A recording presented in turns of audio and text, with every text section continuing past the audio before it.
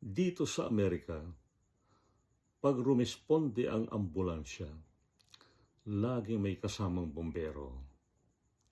Ganito ang dahilan kung bakit ang ambulansya sa Amerika ay madalas may kasamang bombero o fire truck. Lahat ng bombero ay sinanay bilang paramedic sa Amerika. Karamihan sa mga firefighter ay may medical training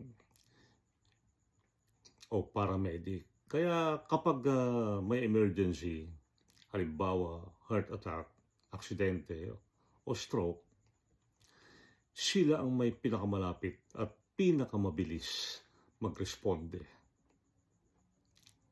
Ang mga fire station ay nakapwesto sa maraming lugar at mas marami silang truck kaysa ambulansya.